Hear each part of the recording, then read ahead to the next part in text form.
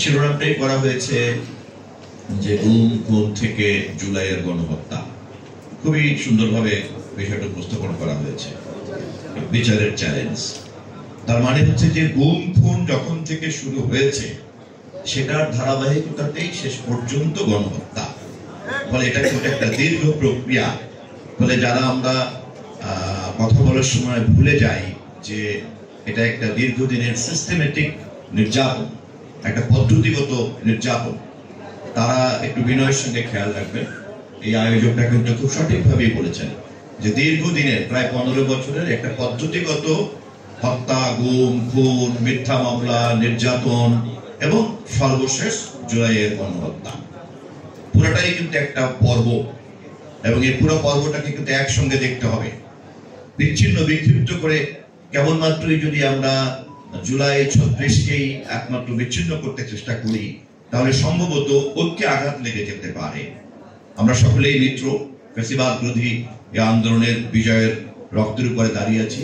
আমাদের এই মৈত্রীর মধ্যে যাতে ইচ্ছাকৃত অনিচ্ছাকৃত কোনো অনুভূতি উপলব্ধি ব্যক্ত করার মধ্য দিয়ে কোনো ভুল বোঝাবুঝি তৈরি না হয়, বিশেষ করে যারা সরকারের দায়িত্বশীল জায়গাতে আছেন তাদের কাছে আমি এ ব্যাপারে খুব বিনীতভাবে অনুরোধ করে রাখতে চাই। আমার আইন উপদেষ্টার দৃষ্টি আকর্ষণ করে একটা বিষয় একটু স্মরণ করে রাখতে চাই। সেটি হচ্ছে যে এই যে দীর্ঘদিনের পদ্ধতিগত হত্যা, গুম খুন, নির্যাতন, এই কাজটি করার জন্য সিস্টেমের যে সমস্ত কম্পোনেন্ট গুলিকে ব্যবহার করা হয়েছে, গোয়েন্দা সংস্থা, পুলিশ, এসবি, তারপরে আপনার সিআইডি, এক এক সময় এক একজনকে ডিবি, এবং এই সমস্ত কম্পোনেন্টের যারা লিড করেছে তাদেরকেও কম বেশি আমরা জানি। কিন্তু এখনো পর্যন্ত কিন্তু এই সমস্ত ইনফেক্টেড কম্পোনেন্ট বহাল তবিয়তে কিন্তু রয়ে গেছে। তার মানে হচ্ছে যে এরকম একটা গণঅভ্যুত্থানের ফসল হচ্ছে অন্তর্বর্তীকালীন সরকার। আমাদের সকলের ভালোবাসায় সিক্ত এই সরকার এবং আমাদের সকলের স্বস্তির জায়গা হচ্ছে অন্তর্বর্তীকালীন সরকার। কিন্তু একই সঙ্গে অন্তর্বর্তীকালীন সরকার এখন রাষ্ট্রকে ড্রাইভ করছেন, কিন্তু তাকে মনে করিয়ে দিতে হচ্ছে যে এই গুম খুনের সঙ্গে জড়িত রাষ্ট্রের সকল যন্ত্রপাতি তা কিন্তু বহাল তবিয়তে আছে। ফলে এই যন্ত্রপাতি সহ এই রাষ্ট্রই আবার সেই যন্ত্রপাতির বিরুদ্ধে কিভাবে ব্যবস্থা নিবে, এটা কিন্তু একটা বড় চ্যালেঞ্জ। বিচার প্রক্রিয়ার আগেই কিন্তু অভিযোগ দায়ের করা, তদন্ত করা, এই পর্বগুলিকে সম্পন্ন করতে হয়। ফলে অভিযোগ দায়ের যদি করতে হয় গণহত্যার ব্যাপারে, গুমের ব্যাপারে, খুনের ব্যাপারে, একটু আগে যেমন তুলি বললেন, তাহলে যাদের বিরুদ্ধে অভিযোগ করতে হবে, রাষ্ট্র তো কোনো সবসময় বিমূর্ত না। রাষ্ট্র তো কখনো কখনো গিয়ে একজন হত্যাকারী পুলিশ কর্মকর্তার জায়গাতে মূর্তমান হয়। একটা খুনি রাষ্ট্র মূর্তমান হচ্ছে যখন আবু সাইদকে গুলি করে যে কনস্টেবল, সেই কনস্টেবলের রাইফেল এবং সে ট্রিগারের চাপ দিচ্ছে, ওটাই তো রাষ্ট্র। অতএব এখন আবার যারা রাষ্ট্র ড্রাইভ করছেন, জনাব আসিফ নজরুল সহ, ডক্টর ইউনূস সহ যে সরকার, তারা কিন্তু ওই কনস্টেবল, ওই রাইফেল, ওই বাহিনী, ওই এসপি, ওই ওসি, ওই সিস্টেম, সেটাকে কিন্তু এখনো পর্যন্ত ঠিক আলাদা করতে পারেননি। ফলে বিচার বিভাগের বিচার প্রক্রিয়াকে এগিয়ে নিয়ে যাওয়ার ক্ষেত্রে দৃশ্যমান এই চ্যালেঞ্জগুলিকে আমি খুব বিনয়ের সঙ্গে মনে করিয়ে দিতে চাই। আমরা এ বিষয়ে যদিও সবসময় আমরা দেখেছি যে মায়ের ডাক, অধিকারের মতো সংগঠনটা সবসময় সজাগ ছিল এবং তাদেরকে বিশেষভাবে কৃতজ্ঞতা জানাই যে দীর্ঘ এই হাজার হাজার লোকের গুম খুন এবং সর্বশেষ প্রায় 2000 লোকের গণহত্যা, এই কাজগুলির ব্যাপারে তারাও কিন্তু জীবনের চ্যালেঞ্জ দিয়ে করেছেন। মার্কিন যুক্তরাষ্ট্রের রাষ্ট্রদূত তুলিদের বাসায় গিয়ে কি অসম্মানজনক পরিস্থিতিতে পড়েছে, আন্তর্জাতিক বিভিন্ন মানবাধিকার সংস্থাগুলি কি পরিস্থিতিতে পড়েছে তাও আমরা দেখেছি। আবার এটাও দেখেছি বাংলাদেশের মানবাধিকার কমিশন, বাংলাদেশের দুর্নীতি দমন কমিশন, বাংলাদেশের অন্যান্য সমস্ত গঠিত কমিশনগুলি কিভাবে সরকারের আইনকেই বা সরকারের চাহিদাকেই পূরণ করেছে।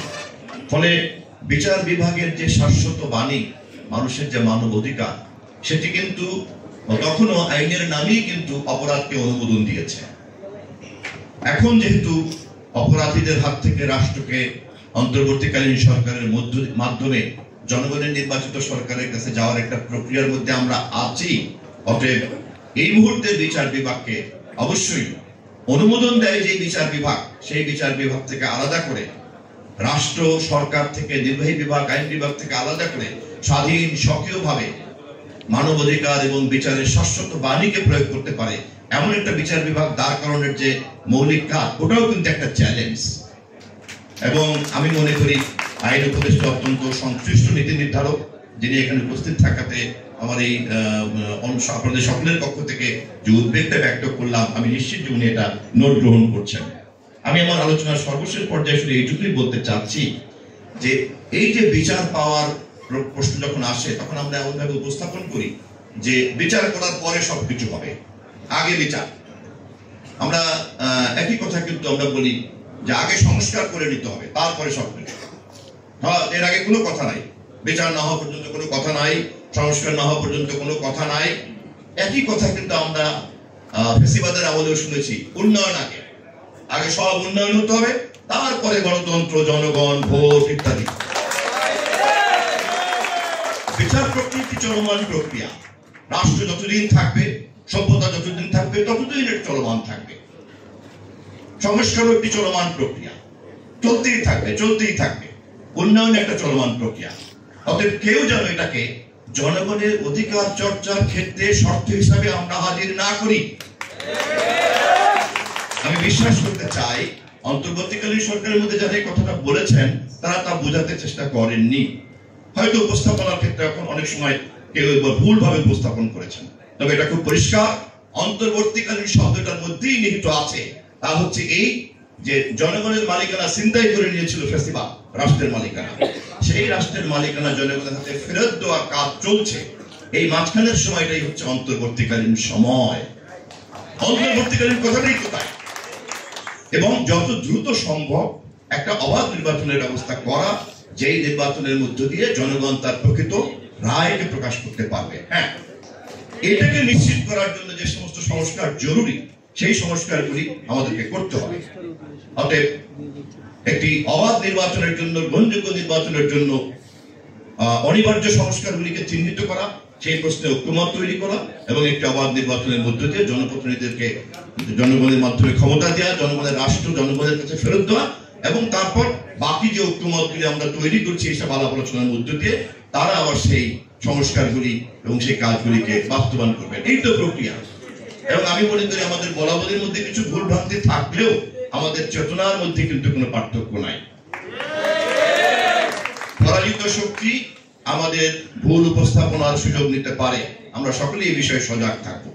এভাবেই ঐক্য আসবে, এভাবেই সংস্কার আসবে এবং দ্রুত তা নির্বাচিত সরকারের মাধ্যমেই বাস্তবায়িত হবে। ধন্যবাদ সবাইকে।